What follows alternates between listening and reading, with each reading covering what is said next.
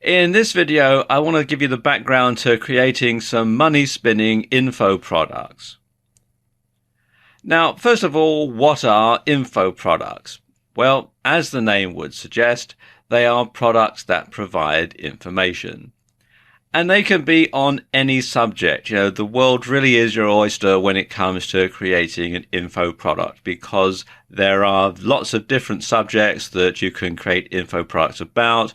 There are lots of different topics and lots of different markets and niches that you can sell them to. And there are also lots of different types of info product. You can create ebooks or articles, videos, audio products. The list just goes on and on and on. So how do you get started in creating info products? Well, I suppose really coming up with a topic or an idea for your info product is probably the hardest part. Because when you create your info product, it needs to be, first of all, interesting. And of course, it has to be something that people will be willing to pay money for. So you want to carry out some proper research first. You want to look on forum sites that are related to your niche. And you want to see what people are talking about, what questions they have, and what answers are being given.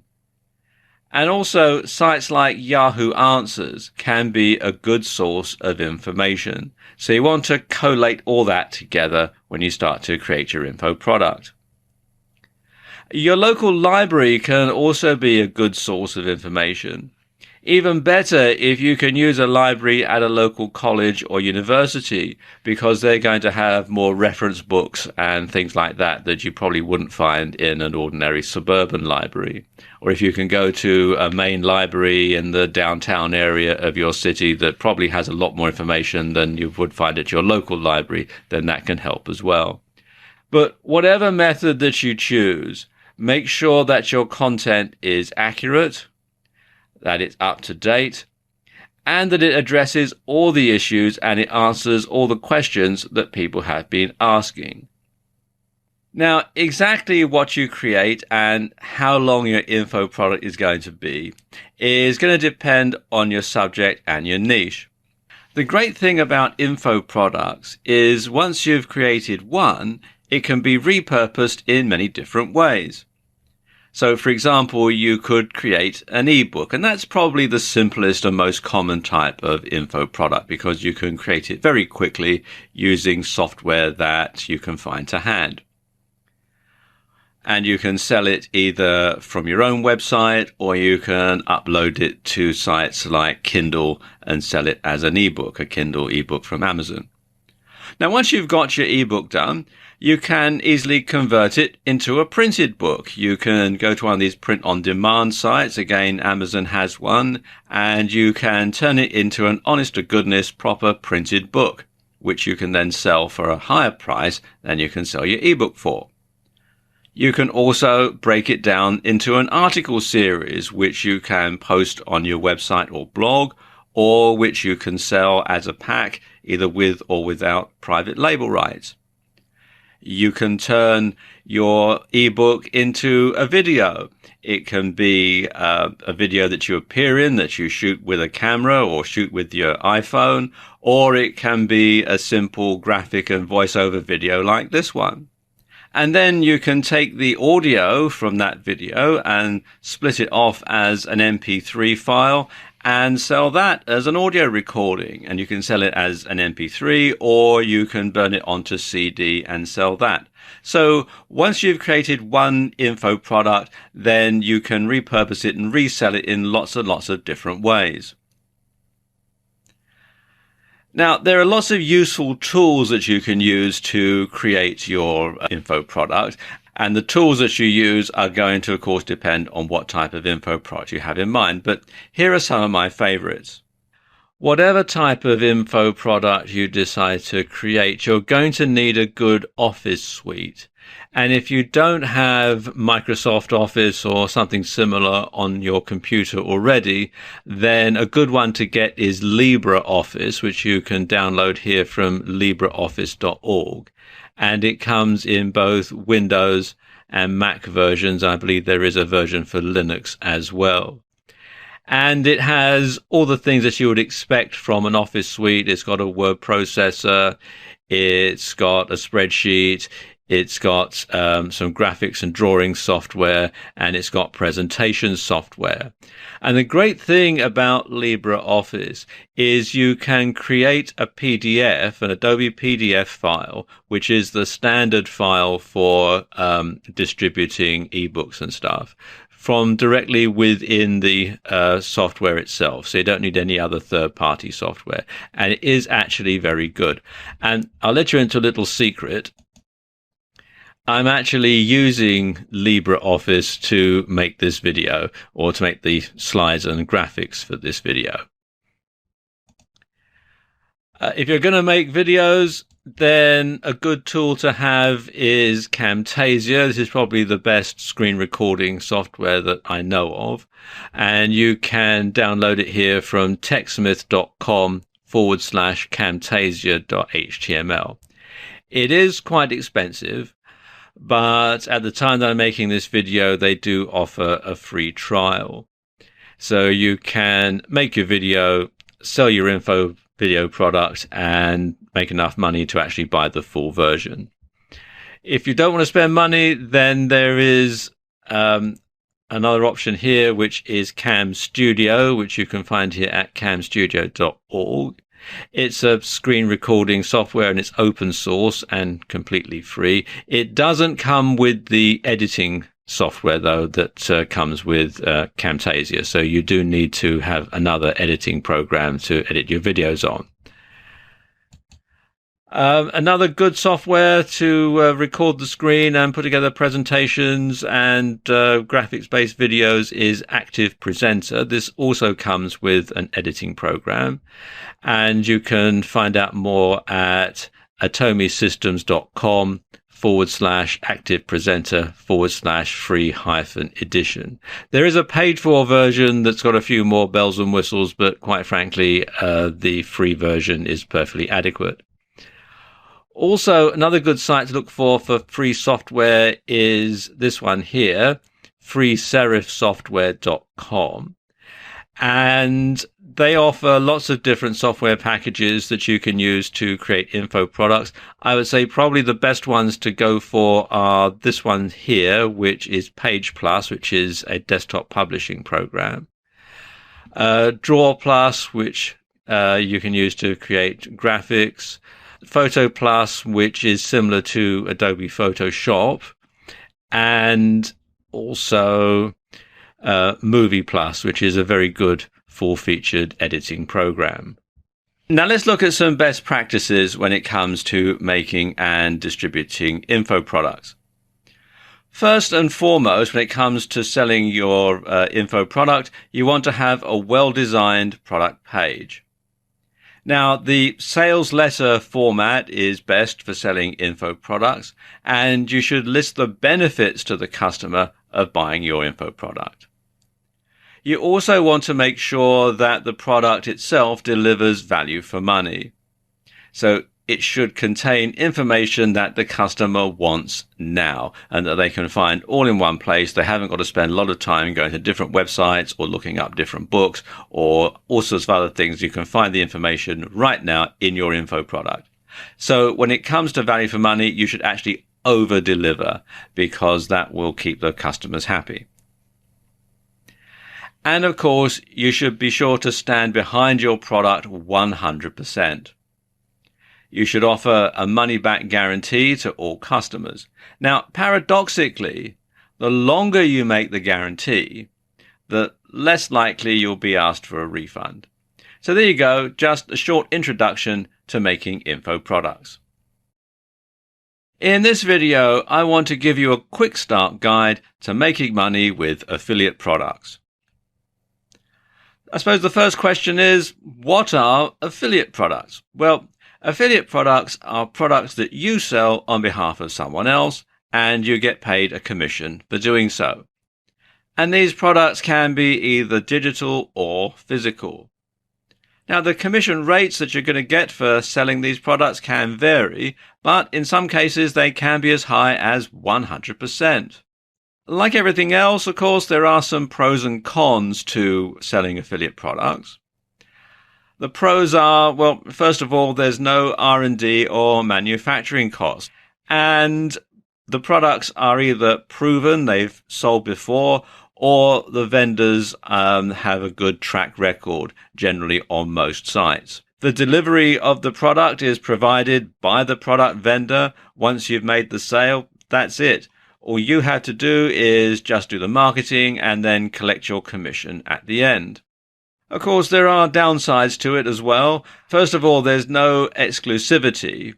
You can't be the only person selling this product. There's going to be lots of other affiliates selling exactly the same product all over the internet. And you can't compete on price because that is set by the product vendor. Of course, you meet all the marketing costs. So if the product turns out to be a flop, or if the marketer isn't very good, if his website isn't converting very well, then that can be money down the drain as far as you're concerned. And it's hard to build a list because in most cases, the customer signs up with the vendor, so you don't actually get access to their names and email addresses. So it's hard to build a list that you can then sell to either your own products or other affiliate products. And you don't have any control over how long the product is sold for. So you could have a product that's doing great, that's making you a lot of money, and all of a sudden, for reasons that they don't bother to explain to you, the vendor decides that they're going to stop selling it, and then boom, your whole platform of your business can be pulled out. So you do have that problem. You have no control over how long the product is sold for. So how do you get started selling affiliate products? Well, the first thing you have to do is pick your niche, or pick your niche, as some people pronounce it. And exactly how you go about it is going to vary, really. It can be based on your own interests and inclination. It can be down to the profitability of the niche. It could be to do with the amount and quality of affiliate products that are available to that particular niche. And it could also be down to the level of competition. So you have to keep all these sort of things in mind when you're picking a niche. If you can afford to, you should purchase a product as a customer before you start selling it as an affiliate. Now, I know in some cases that's easier said than done, especially when you're first starting out and money can be tight. But if you do this, you can tell if the product is any good. Quite often the product just simply doesn't live up to the hype. So you can tell right away if you're onto a winner. And it gives you an idea of the level of customer service that the vendor provides, because after all, when you send a customer to an affiliate site, the experience that they get from that affiliate vendor is going to reflect back on you because you sent them there. And of course, when you've actually bought the product, you can give your customers a genuine recommendation. You can say, look, I bought it and it's great, and mean it, rather than simply just saying it. In some cases, you might be able to get a review copy of an affiliate product. Some people do this, especially if it's a brand new product and it's being launched right away, and especially if you've got a following, you've got a good mailing list and that sort of thing, then you can get a review copy so that you can actually see what the product is like. A lot of vendors don't like doing this because, unfortunately, some people do abuse this. They just simply want a free copy of whatever it is, and then they don't bother to review it. They don't bother to sell it, and it's just money down the drain as far as the vendor is concerned, particularly if it's a physical product. But it can't hurt to ask for a review copy. After all, the worst they can say is no. Now, there are lots of different sites on the internet that advertise affiliate products. Let's take a look at some of the best. First of all, there's JVZoo, which you can find here at jvzoo.com. And this is good if you're looking for digital products in the IM niche. They have a lot of very good products here. They link with your PayPal account, and you can actually get instant affiliate payments that way, which can really help your cash flow. Then there's ClickBank, which you can find here at clickbank.com. And ClickBank, again, offers mostly digital products, but also in lots of different niches, not just the IM or make money online niche. And what you can do is go to the affiliate marketplace here and scan some of the categories. Then there's CJ Affiliate by Conversant, which you'll find here at cj.com. This used to be called Commission Junction. And what this does is it coordinates affiliate programs for lots of different merchants. Some are bricks and mortar stores that have an online presence. Others are 100% online. And a lot of physical products get sold with affiliate commissions via CJ. And then finally, there's Amazon Associates, which you can find out more at affiliate-program.amazon.com. And this basically means that you can get commissions on practically everything that Amazon sell, both books and a lot of their online stuff, and also through merchants who sell via Amazon and who wish to participate in the program. And of course, you can always do a search in Google for your niche or your particular topic, followed by affiliate program, and then you'll get lots and lots of results that way. Now, here are some points to consider when you're selling affiliate products. First of all, is the market oversaturated? Because if it's a really crowded niche with lots of well-established players, then it might be better to consider another one. The second thing to consider is the market oversaturated with this product? Because if everyone and his dog are trying to sell this affiliate product and every potential customer has been informed about it at least once, then your chances of making a sale are slim. So you want to see where else this product is being sold online. Another thing to take into consideration is what's the likely profit per sale. Now, this is going to be based on a number of factors. Obviously, the purchase price is the largest consideration, as is the commission rate. But also you have to take into account your own marketing and advertising costs, because obviously they're going to come off of the commission rate. You also want to find out how helpful and supportive the vendor is. Do they provide tools to help you sell the product? And do they have positive feedback or a good reputation? Because if the person turns out to be a scam artist, then it can badly reflect on you if you've introduced a customer to them. And finally, is it easy to contact the vendor? So you have to take these things into consideration.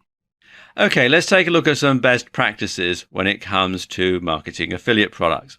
First of all, take the time to do proper research. You should know your niche, you should know your market, you should know your customers so that you know exactly what type of affiliate product is going to be a good fit. And you want to build a list. You want to build a mailing list of subscribers. And you want to send them lots of useful information for free. Don't just flog your affiliate products to this list. You want to make sure that they get lots of useful information from you so that they look forward to receiving your emails, so that they open them, so that they read them, so they don't just simply go straight into the spam folder. A good way to do this is to build a blog and to update it regularly. Again, as above, lots of useful information. Don't just flog affiliate products in your blog either. And if your blog is a review site, then make sure that you provide genuine reviews. And you should reinvest your product in your affiliate marketing business. And you should encourage feedback from customers. After all, you can't give the people what they want unless you know what it is. And finally, if it ain't broke, don't fix it. Stick with what works. So there you go. There's a quick start guide to affiliate products. In this video, I'm going to give you some pointers on selling software for fun and profit. Now, there's lots of different types of software that you can sell. You can sell software and apps for PCs, for Macs, for smartphones, or for tablets. And you can sell software and apps that you've created yourself. You can hire a programmer to create it for you. You can resell PLR software. You can sell software as an affiliate, or you can sell a combination of all of the above. So, how do you get started in this very lucrative business? Well, it all starts with an idea, or better still, a need and an idea of how to fill it. So, what would make your life easier? What would make life easier for friends, family, or co-workers? Think about that. Think about that when you're trying to come up with an idea for your software product. And you can do that. You can also take a look at forums in your niche. You can see what questions people are asking. And you can ask yourself, would a software program or app be able to solve these problems? If you're really stuck for ideas, then Google "does anyone know how to," in quotes, and go through and see if any of the tasks that people are struggling with could be automated. Next thing you want to do is draw up a business plan. You want to carry out some detailed market research, and you want to make sure that there really is a market for your software. Otherwise, you're just simply wasting time and money. You also want to look and see if there's already a software package or an app out there. If there is, then you might be able to sell it as an affiliate. It might have private label rights or PLR. Or you might be able to purchase it outright from the developer. And if you can do that, then you can resell it with your name on it, or you can modify it and then resell it. Now, if you're writing the software yourself, well, get on with it, because procrastination will kill your new software business before it even starts. If you found a need, well, so will someone else. So time is definitely of the essence here. If you're not going to write the software yourself, then you should hire a programmer to write it for you. Okay, let's talk about how you go about distributing your software. And there are several ways you can do this. The simplest way is, of course, to sell it via your own website. But you might find it more convenient to actually sell it via a third-party cloud-based platform. And these tend to be more reliable, and some handle the payment processing too. If you're going to host your software on your own server and distribute via your own website, then a good setup to go for is WordPress with the WooCommerce plugin. You can download WordPress from wordpress.org. And if you have a hosting package that includes cPanel with either Fantastico or Softalicious, you'll probably find you can download it from within the control panel and set it up in just a few clicks, and it's all free. WooCommerce is probably the best shopping cart product out there. It does enable you to have digital products sold on your site. And there are free and paid for versions. The free version can be downloaded from within the WordPress dashboard itself, or you can come here to wordpress.org/plugins/WooCommerce. You're going to need a lot of storage space and a lot of bandwidth if you're going to be distributing software this way. So you might want to have a third-party storage process for storing the software on, so you don't use up all your bandwidth from your hosting company. And a good one to go for is Amazon S3. It's a long URL here, so if you just go to Google or other search engines and type in Amazon S3, you'll be taken to this website here, which explains all about it. If you want to go for a full cloud hosting for your software, a good platform to go for is this one, AppDirect, which you can find here at appdirect.com.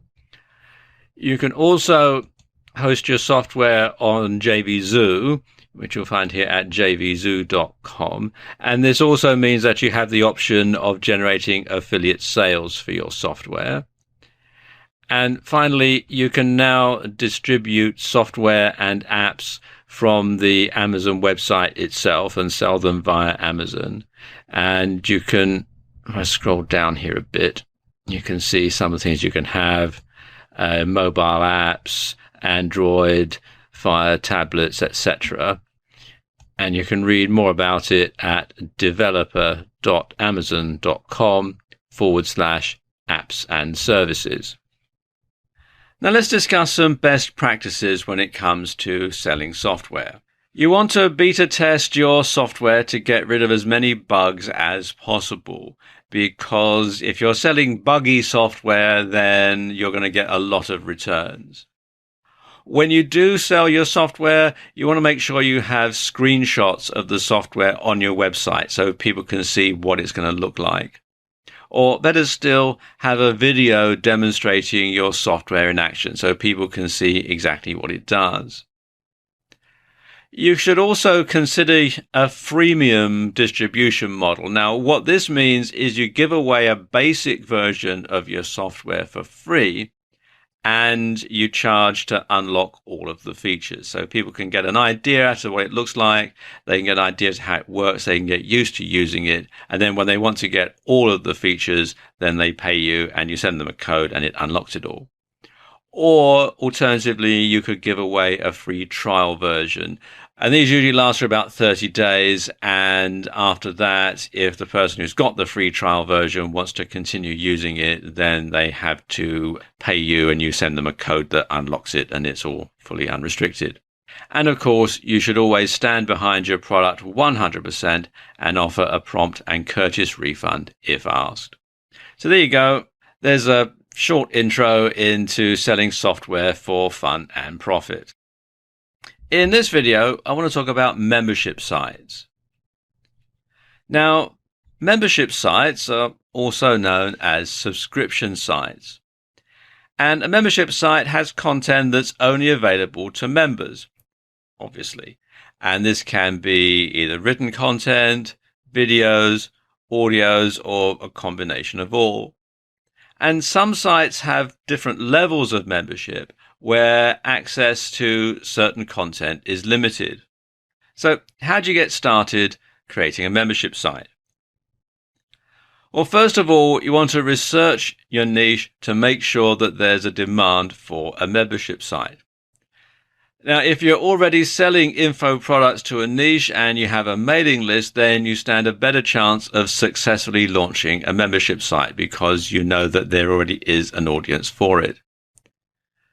You can host a membership site online, or you can have a subscription mailing list where you send out information to members in return for a monthly fee. When it comes to having a platform for your membership site, there are two that I recommend. Both of them have free and paid for components. And the first one is WordPress using the A Member plugin. WordPress you can install here from wordpress.org, or if you've got a hosting plan that includes cPanel and either Fantastico or Softalicious, you should be able to install WordPress from within your control panel. Then you want to get the A Member plugin, which you can read about here at amember.com. There is a free version which you can install from within the WordPress dashboard, but it's worthwhile getting the paid for version because it does come with a lot more features. Unfortunately, by the time you watch this video, I suspect their Christmas sale will be over, but it is actually quite reasonably priced anyway. The other combination I recommend is Joomla, which you can read about here from joomla.org. And again, you may be able to install this from within your control panel. Joomla is similar sort of thing to WordPress. It's a content management system and it's open source. And again, it is free. It's a bit more complicated and clunky than WordPress though. And if you decide to use Joomla, then you also want to use this plugin, which is Account Expiration Control, otherwise known as AEC. And you can get this from within the Joomla extensions directory. It used to be free, but sadly you have to pay for it now. But it is a very good full-featured membership site plugin. The important thing to bear in mind is whatever platform you start out with, you should stick with it, because it's very difficult to change to a different platform once you've got your membership site set up, principally because all of your members will then have to re-enroll and resubscribe, and you'll find that a lot of people won't. So you'll lose a lot of membership if you decide to change platforms. So have a look at the different platforms out there. There are others in addition to these two combinations, although these are probably the most popular two. And whatever you decide to do, stick with it, because it's very difficult to change afterwards. So how do you go about getting content for your membership site? Well, there are several different ways. First of all, and probably the most common way, is you can create it yourself. Or you can outsource it. You can get someone who's an expert on the subject to create it for you. Another good way of getting content for your membership site is PLR content. However, a word of caution here: if you are going to use PLR content, you should rework it or repurpose it to make it unique. You don't want to have something that somebody can find for free elsewhere on the internet. You obviously want to make sure that they can only get access to this content on your membership site in return for becoming a member. Now, retaining members can be a problem when you have a membership site, because you find that some people will sign up and they'll have a look around your site, and then after they've seen everything that's on there, they'll simply stop their subscription and leave. So a good way to retain members is to give new members a tour of the site and show them around, because they might not be aware of all the features of the site. They might go to your site for a specific purpose, just look at that, and then not bother to look at the other content. So you want to show them around to keep them interested. You could also offer a free gift or a welcome pack, so that people feel obligated to keep their membership going. You should also upload new content to your membership site regularly, at least every month, because then it gives people a reason to come back to your website over and over again. Something else that you should do is have a forum on your membership site. And quite frankly, I think every membership site should have a forum, because this gives members a reason to come back to your site more often. Another good way to retain members is to make it a reference or an authority site. And another way that you can do it is to have different payment plans. And you can have a discounted rate for longer subscription periods, and that will help you to retain members for longer. All right, let's look at some best practices when it comes to having a membership site. First of all, you want to make sure that you only provide quality content, and it must scream value for money. It must be something that people are not going to be able to get for free somewhere else. Having different levels of membership can be good as well. Some membership sites operate this sort of system where you have free basic membership, where you get access to information that isn't perhaps the most up to date, but it gives them an idea as to what's on the site. And then you have gold, silver, and bronze levels, with each one having a different amount of access to different parts of the site. So you have an incentive for people to sign up to the most expensive part of the site because they get access to more stuff, obviously. But if you do that, you want to make sure that the more expensive levels offer something that members can't get anywhere else. That's very important. Now, bear in mind, it takes time to make a membership site successful. You'll find that the membership will grow slowly over time. And of course, a lot of people unsubscribe. And so it does take some time. It's not something that's going to be an overnight success. But once you have built it up, then you're going to have a recurring income coming in month after month after month. So there you go. Here's some tips on starting your own membership site. In this video, I'm going to give you some pointers to starting your own eBay business. eBay is an online auction site, and items can be sold via auction bids or using their fixed price buy now feature. You can sell products but not services, and the products must be physical, so you can't sell an ebook or anything like that. And this is not a good place to sell info products.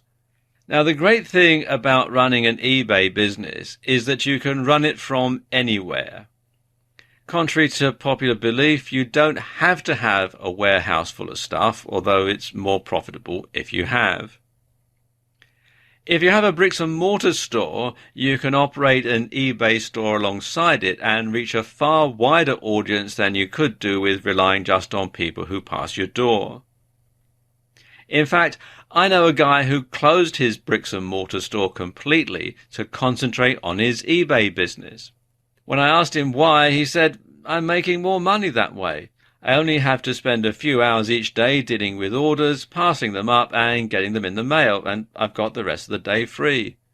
The overheads are lower too. I don't have to pay rent and taxes on my shop. I've converted a spare room into an office cum warehouse, so it really costs me nothing." And I've found that there are lots of other people who've had high street stores who've actually decided to go this way as well. And it really is a retail model for the future. Okay, let's take a look at the eBay site itself. And this is eBay. This is the main eBay site, which you can find here at ebay.com. This is the US version. They do have other versions of the site for other countries like the UK and Australia and France and some other countries as well. And you can see all the different categories that they have here, all the different things that you can sell on this site. How do you start an eBay business? Well, the first thing is you have to decide on your market. Do you already have a niche that you market to, or are you just looking to make the most money as quickly as possible? eBay do have a couple of pages on their site with information that can assist you in deciding what to sell. The first one is items in demand, and you can find this at pages.ebay.com/seller information /selling-basics/items-in-demand.html. And you can see they sort of give you a lot of information here, sort of thing that's being sold, the sort of prices that they're charging. This is for the US based site, but if you're selling on a local version of eBay, then you can simply use this as a guide. Also, they have this one, what to sell online with eBay, which you can find here at pages.ebay.com/seller information /what-to-sell-online/index with a capital I.html. And again, lots of information about what's hot and things that you can sell on eBay. And it can give you a good idea as to what's likely to generate you the best profit. So how do you go about getting started? Well, the first thing to do is to sign up for an eBay account. The process is very straightforward and it's free to sign up. You can sign up on the main ebay.com website or on your local site if you're outside the United States. So come here to register, click on the link, and then come here to register, and then you fill out your email, password, first and last name. They want a mobile phone number if you're registering in the US, and then you have to agree to their terms and conditions. You can also, if you prefer, if you're going to be selling on the site, register for a business account. Click here on this link, and then you enter your business name here, country, address, phone number, and so on, all this information here. And it is actually very straightforward, and signing up is all free. How do you go about finding stuff to sell in your eBay store? Well, of course, a good source is your own products. Now, this can be software that you've developed or you have the rights to, and you need to distribute this physically, so it can be on a DVD or on a memory stick. Videos are good sellers on eBay. Again, you'd need to distribute them physically, so you need to burn them onto a DVD or a Blu-ray disc. And of course, crafts always sell very well on eBay. You can also buy in products to sell, and this is probably the most popular way to make money on eBay. When it comes to finding wholesalers, probably the best site to look on is this one, which is Alibaba.com. And this acts as a portal for lots of different manufacturers, mainly in the Far East, places like China and Taiwan and India. But they also have some suppliers from the US. And you can see, if I scroll down a bit, that they do have items at very low wholesale prices. But you often do have to order them in bulk. For example, these fishing lures, they're $2.59 a piece. These are all US dollars. But you've got to order a minimum of 20 pieces. But they are very good value, and they are probably the most widely used site for this sort of thing on the internet. And then there are wholesale pallet sales, and these are a great way to buy stock for your eBay business. What you do is you buy a pallet of mixed goods, and these can be all sorts of stuff. They can be novelties, electrical goods, phones, clothing, the list just goes on and on and on. Now, some of these items that you buy on pallets are catalog returns. They're stuff that's been sold in catalog stores. They've been sent back. They've been reconditioned, and then they're being sold on. Others are bankrupt stock from companies that have gone out of business. There's also second quality items, things that are not really good enough to be sold in a high street shop for a high price, but that doesn't mean to say there's anything really wrong with them, and you can sell them in your eBay store. And there's reconditioned stock as well, as I was just saying, stuff that has been repaired and then is being sold on as reconditioned. You buy it by the pallet, and you do take a certain amount of pot luck. You don't know exactly what you're going to get, but quite often you'll find that there's enough good stuff on there to offset the loss that you're going to make from any bad stuff that might be on there. If you do a search in Google for wholesale pallet sales, you'll find a lot of different sites listed. Let me show you some of the good ones here. The first one is Premier Wholesaler, which you can find here at premierwholesaler.com. They're a US-based site, but they'll ship worldwide. Then there's Wholesale Clearance, which is a UK-based site, and you can find them at wholesaleclearance.co.uk. And you can come here to pallet-offers.htm to explain about their pallet sales. There's Wholesale America, which you can find here at shopwholesaleamerica.com. Again, they're a US-based site. And you can also find a lot of information about pallet sales on this site here, which is wholesale-dropshipping-forums.co.uk. /buying-wholesale-pallets, which explains the process in some detail. So what are some best practices when it comes to running your eBay shop? Well, eBay have quite a number of them on their website, and here are a few. First of all, they say you should clearly describe the item. You want to specify the item's condition, you should describe any flaws, and you should include lots of pictures. You should clearly specify your terms and conditions.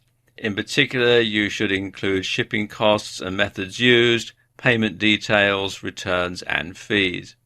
And when it comes to returns, you should offer a generous returns policy. You should set up payments to avoid unpaid items, and you should offer PayPal. You should use eBay Checkout and sign up for unpaid item assistant.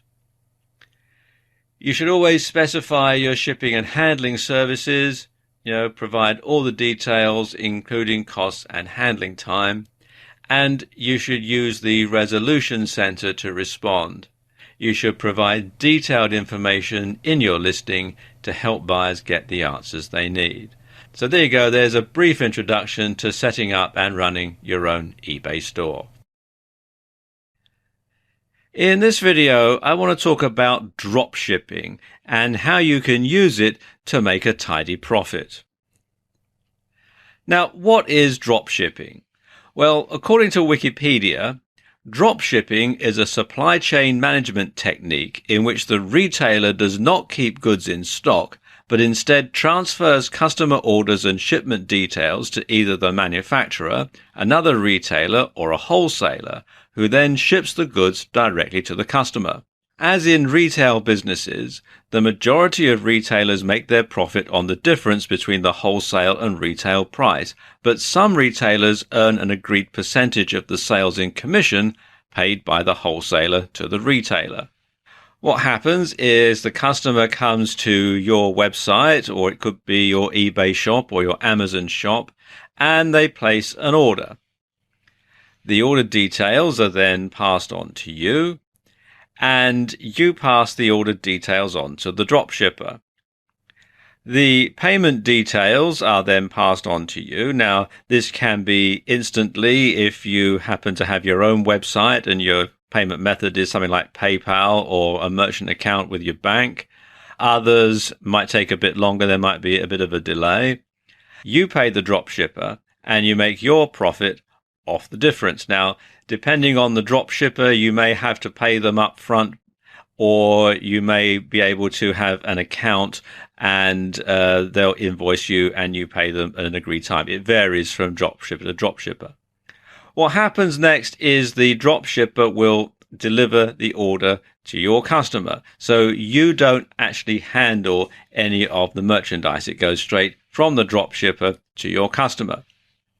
Some dropshippers also handle the returns, so the customer will send the item back to the dropshipper if they're not satisfied with it, and the dropshipper might issue you a refund, or it might just be a credit against future purchases.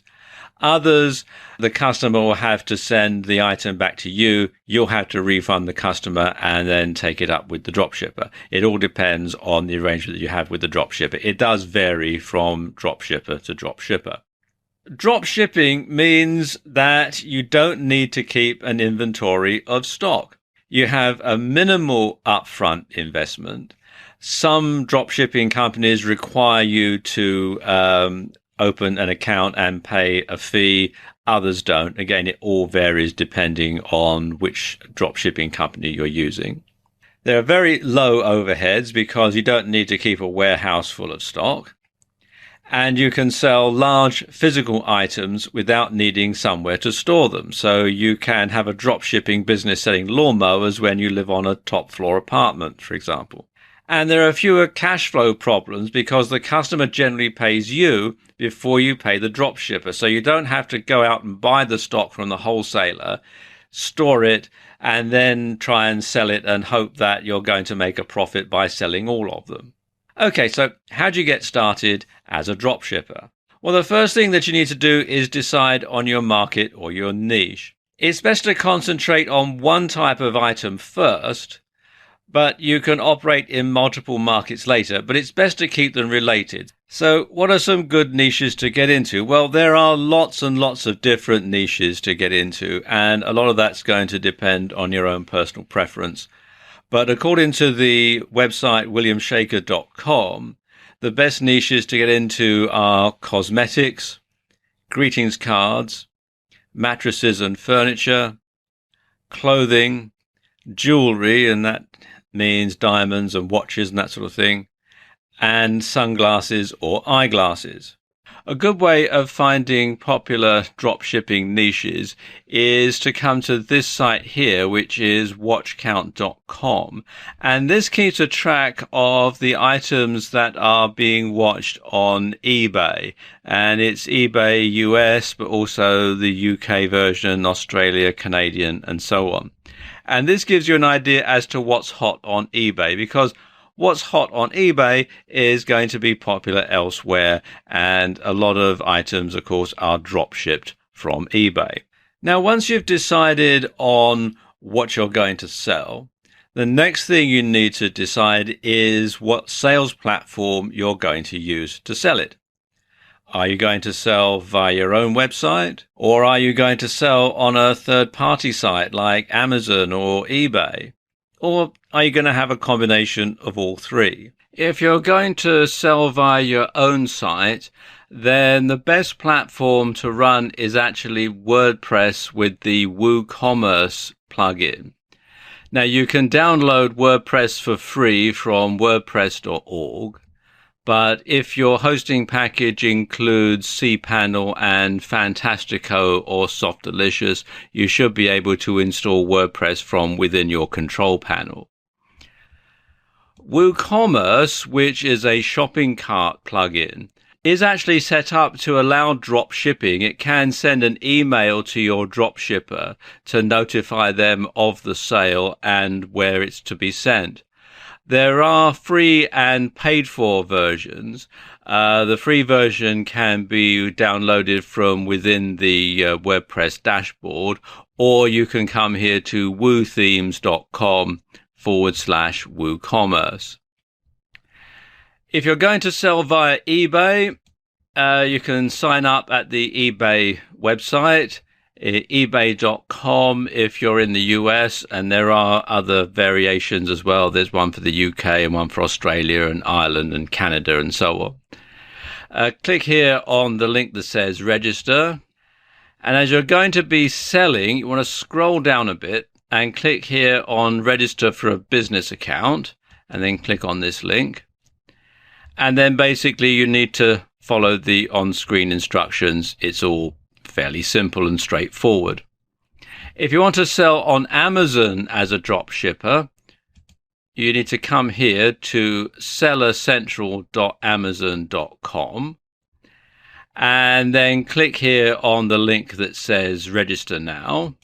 Now, there is a fee to sell on Amazon.com. As you can see, it's $39.99 a month plus additional selling fees at the time that I'm making this video.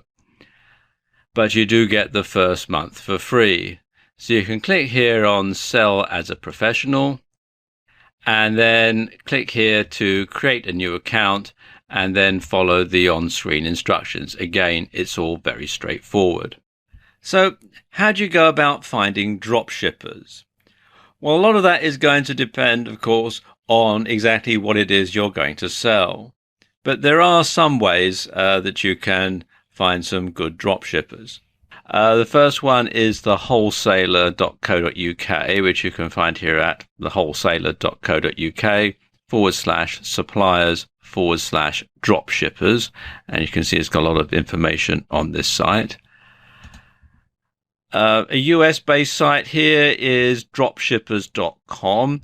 Again, lots of information here. This is a membership site you have to pay for, but at the time I'm making this video, they are offering a 7-day free trial. And it has a lot of information about drop shipping as well, not just a list of suppliers. Auctionsitenews.com has this page here, best-drop shippers for eBay, and it lists all the best drop shippers if you're going to sell via eBay or Amazon. This site here, watchmanadvisors.com, has a list of verified drop shipping suppliers, and as you can see, it is quite extensive. Lots of different things here, different categories and so on. This is a US-based site, and you can find out more at watchmanadvisors.com/list-of-drop shipping-suppliers. And if you're going to get into drop shipping, it's a good idea to join this forum, dropshipforum.com, where you'll be able to chat with other drop shippers. You'll be able to join the community and get all sorts of information, and it's well worthwhile doing. Now let's look at some best practices when it comes to dropshipping. First and foremost, you want to find reputable companies to deal with. So ask around, get recommendations from other people who make their living dropshipping, and place an order yourself to see what the customer experience is like. Bear in mind that the merchandise may be coming from another company, but it's your good name and reputation on the line because you're the person that the customer's going to be dealing with. Something else that you need to do is to get your tax status sorted out before you start trading.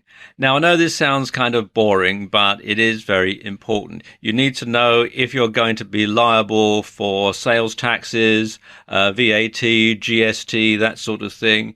You also need to make sure that you have to collect the sales tax where you are or where your customer is.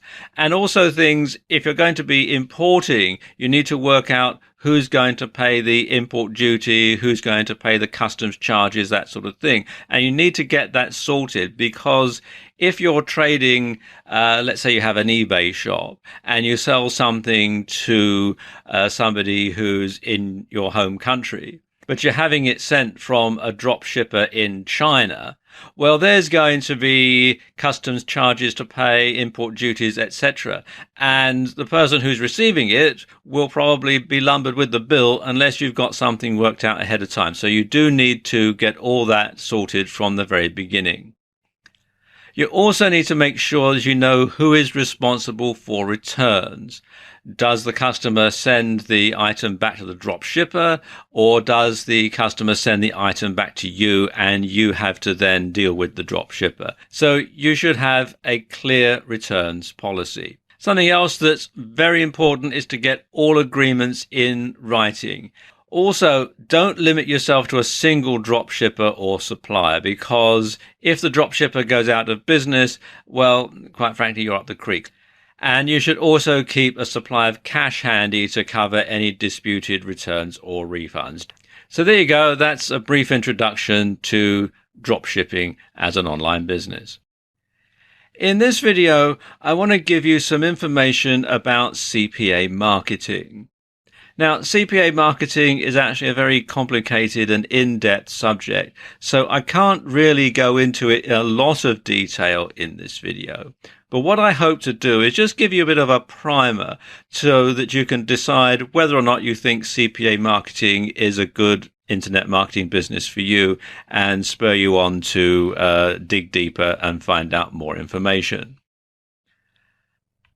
Now, first of all, what is CPA marketing? Well, CPA stands for either cost per action or cost per acquisition.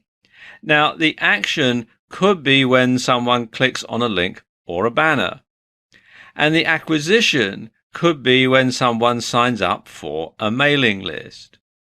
In some ways, CPA is pay-per-click on steroids. Now, there are two ways that you can make money using CPA. The first way is to drive targeted traffic to your website or offer. And as I was just saying, you only pay when someone is acquired or takes the required action.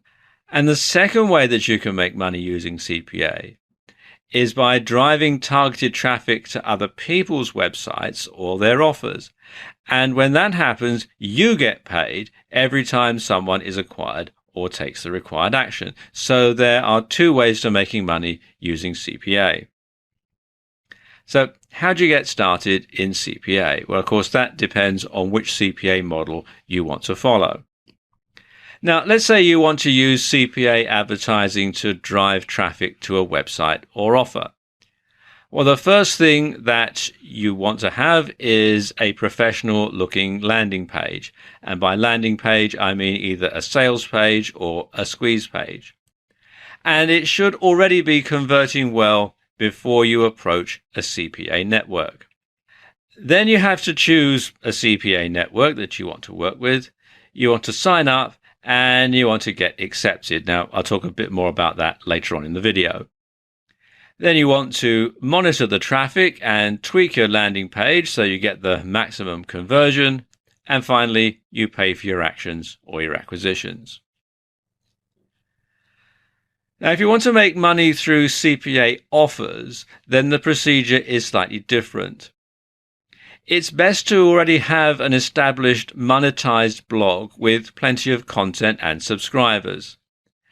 And you want to have lots of traffic. And by lots of traffic, I mean at least 50,000 visitors to your website per month, 50,000 unique visitors, preferably more. In fact, the more the merrier, but I wouldn't bother trying to do CPA with less than 50,000 visitors per month. Now, you and your blog should already have a track record of affiliate sales, pay-per-click revenue, and so on. You have to bear in mind that the CPA network makes its money by taking a cut of what the advertiser pays you. So it's in their best interest that you're able to generate as much revenue for their client as possible. Once you've been accepted, take a look at the network's offers. Choose one that's a good fit for your site. Place the advertisement or text link on your site, and you also want to place those in the messages that you send to your subscribers. You want to tweak all this so you get the maximum conversion, collect your payment, and rinse and repeat. Now let's talk about how you go about signing up to a CPA network, because this is not as straightforward as it may seem. It's not like signing up for affiliate networks. The process is a lot more complicated.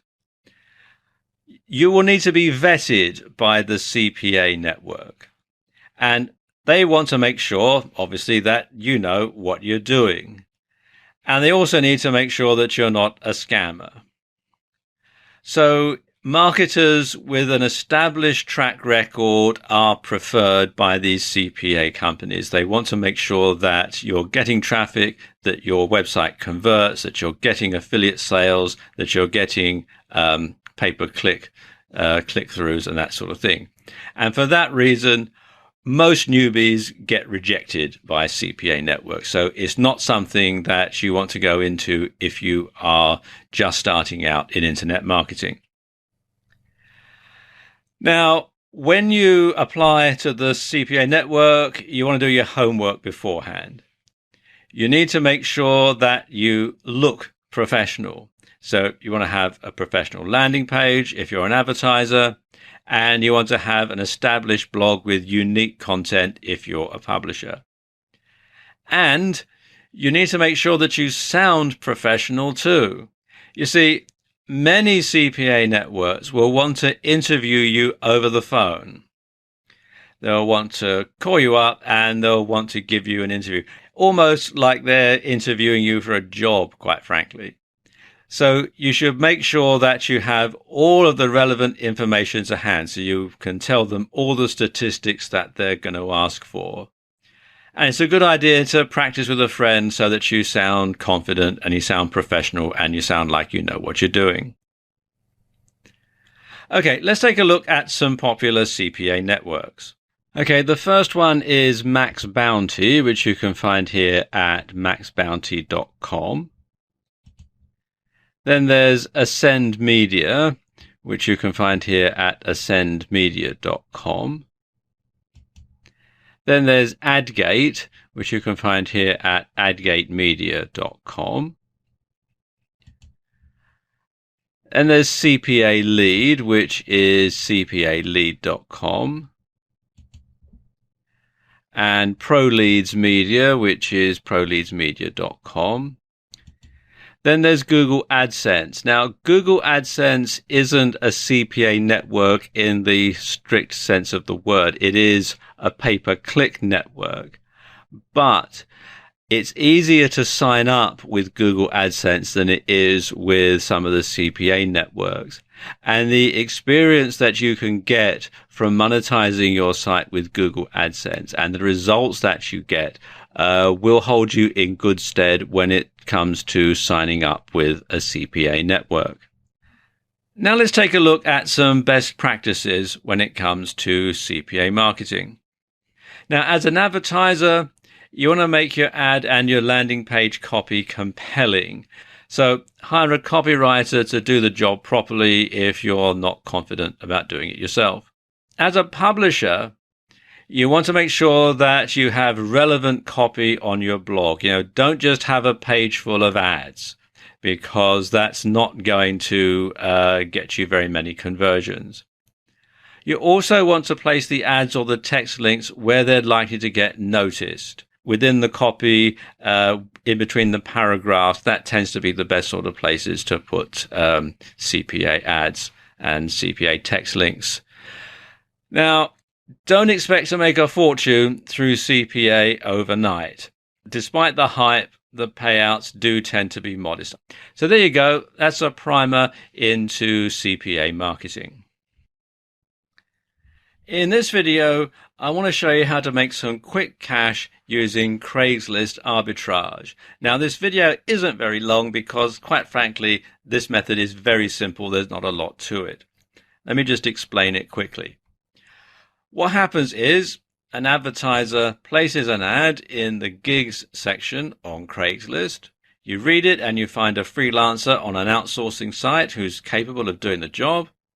You contact the advertiser, put yourself forward as a candidate, and if successful, you get hired to do the job and you agree a fee. You then outsource it to the freelancer and pass the completed work on to the advertiser. So then the advertiser pays you, you pay the freelancer, and you make a profit off the difference. Simple, eh? Well, here's how you get started. First of all, you want to familiarize yourself with the sort of services that are being offered on outsourcing sites. And you want to find people who offer services that can be delivered digitally. So we're talking things like computer or software services and creative services. So go through the sites, and I'm going to show you some later on in the video, but go through the sites and find suitable candidates, look at their portfolios, see how good they are, and then bookmark their pages for future use. Now, here's a few sites that you can look at. The first one is Fiverr, which is Fiverr with 2Rs.com. And this is probably the best site to look at when you're trying to match people who are posting gigs on Craigslist with people who can actually do the job, because everybody on this site only charges $5 for whatever it is that they're doing. So you can see lots of different things here: graphics and design, online marketing, writing and translation, video and animation, etc. Now, sometimes they charge multiples of $5, but it's still very cheap, and the turnaround for people who advertise on Fiverr is generally quite quick as well. For things that are more involved, you might consider coming here to Upwork, which is upwork.com. This is perhaps for bigger jobs, jobs that are going to take longer time to do. Also, Freelancer, which is freelance.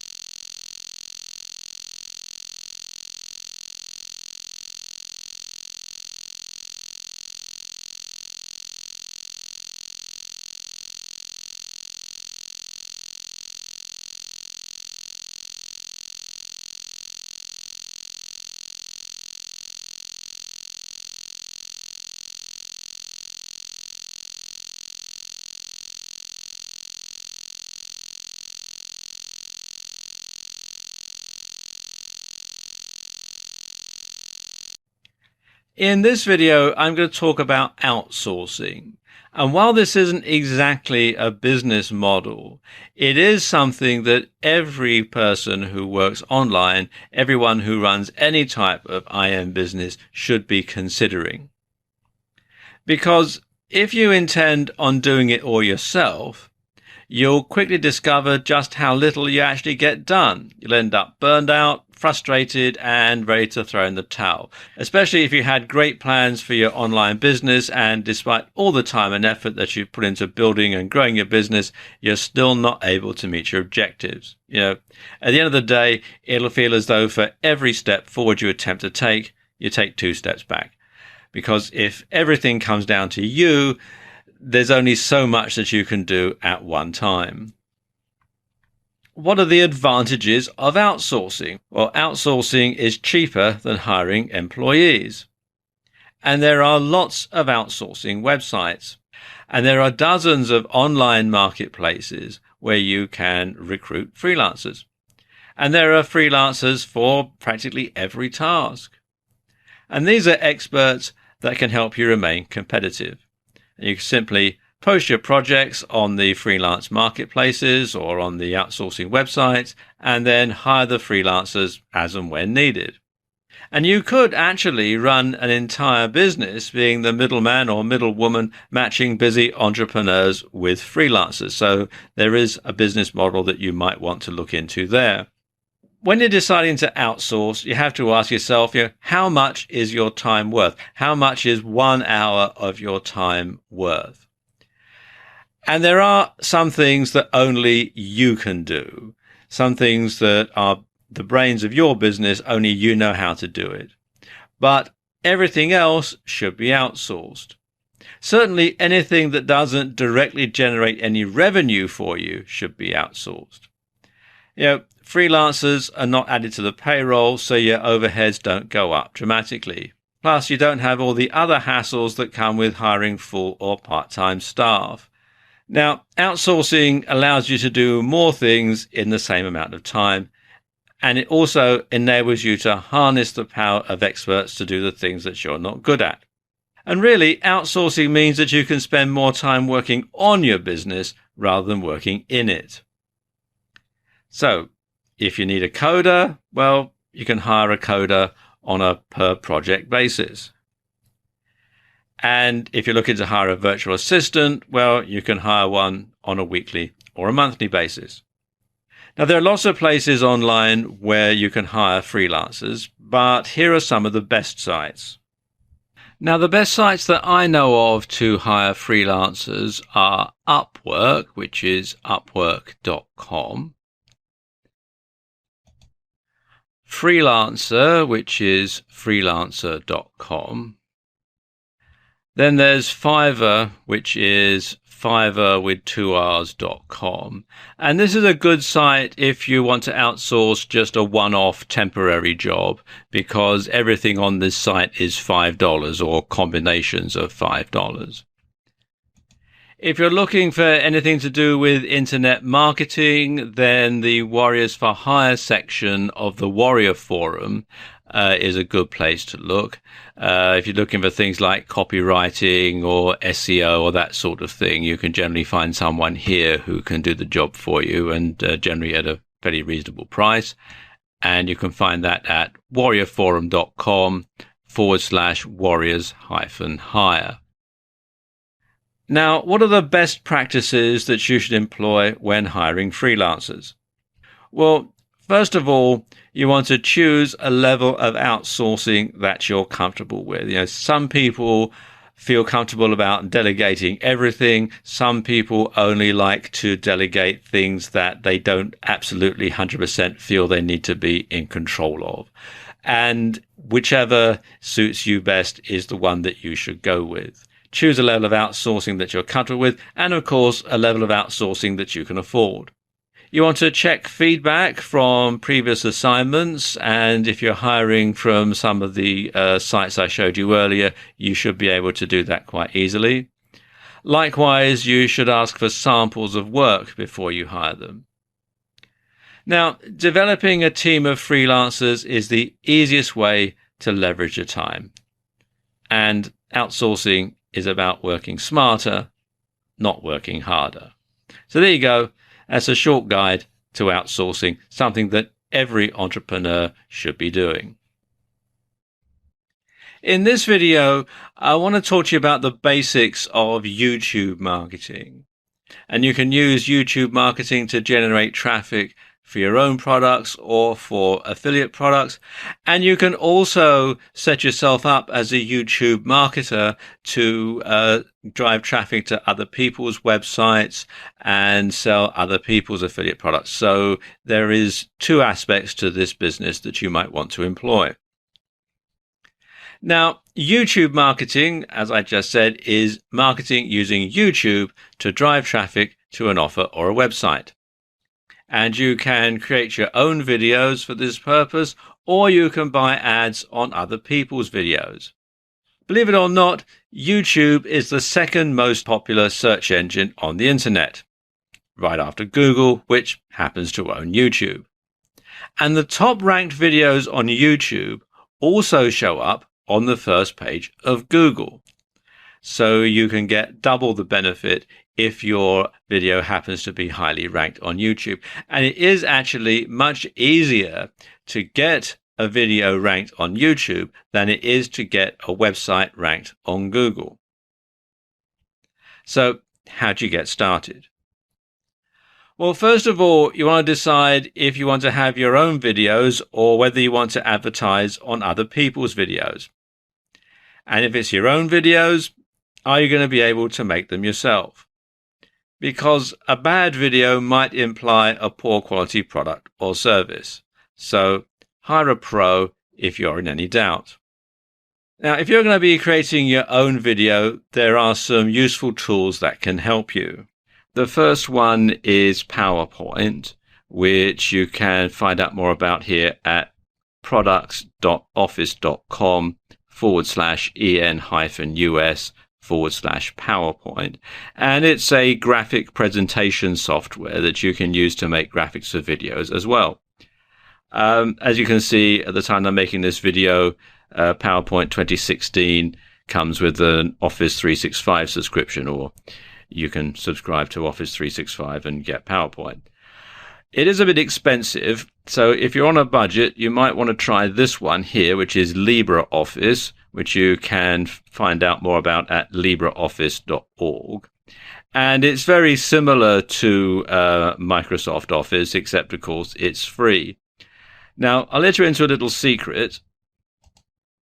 I'm using the presentation software, LibreOffice Impress, to make the slides for this video.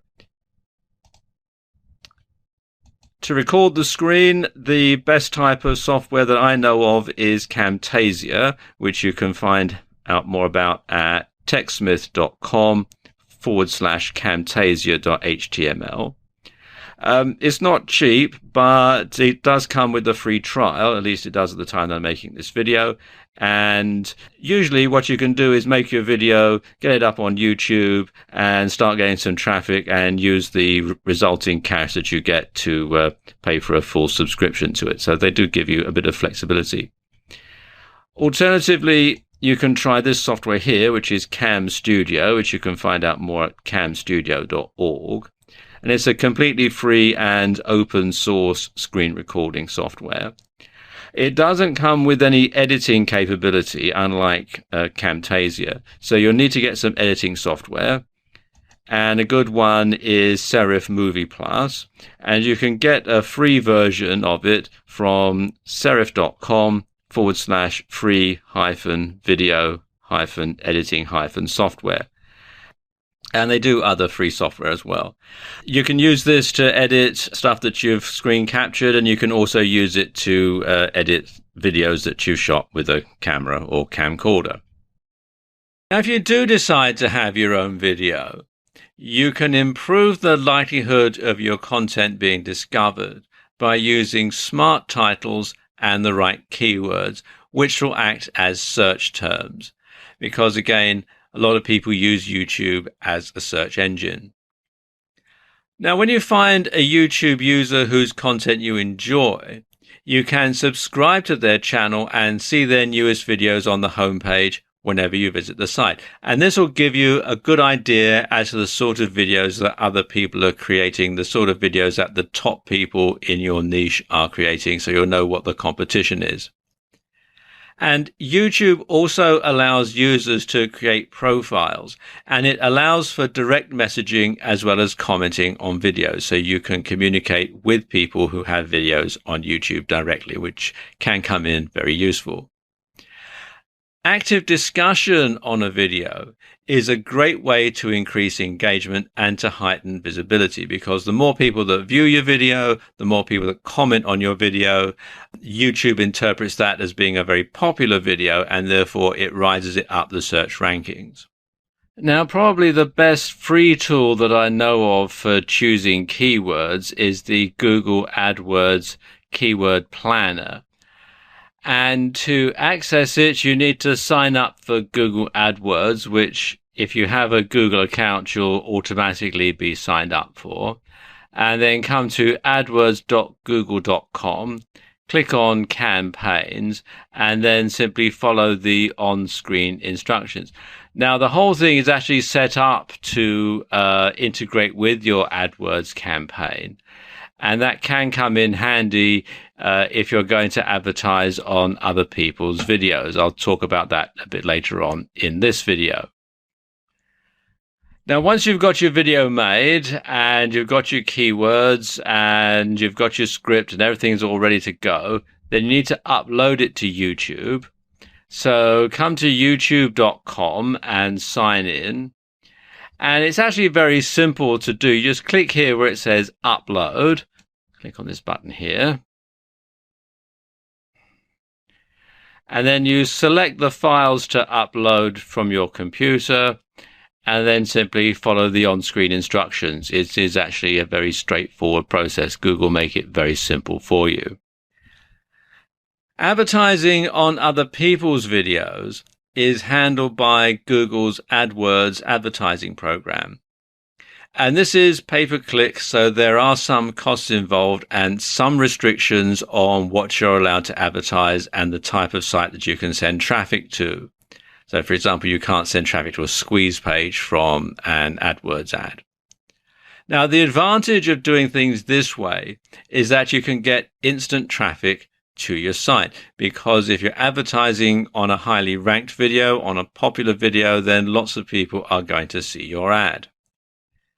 Now, a good YouTube marketing strategy is to start with paid ads as part of a wider AdWords campaign.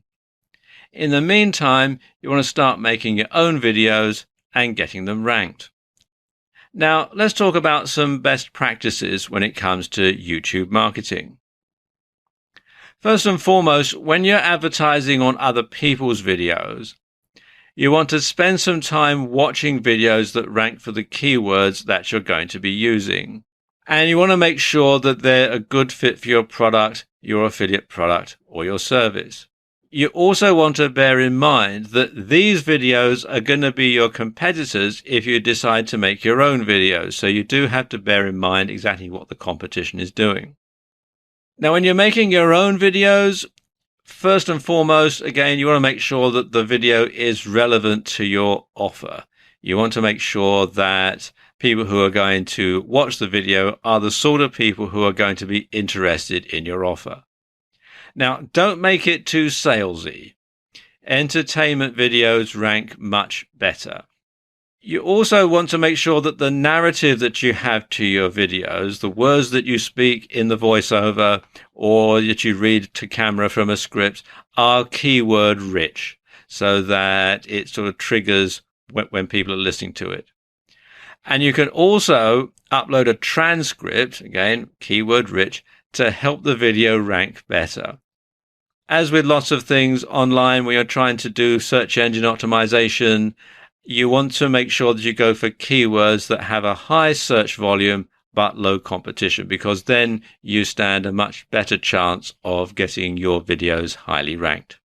So there you go, an introduction to YouTube marketing.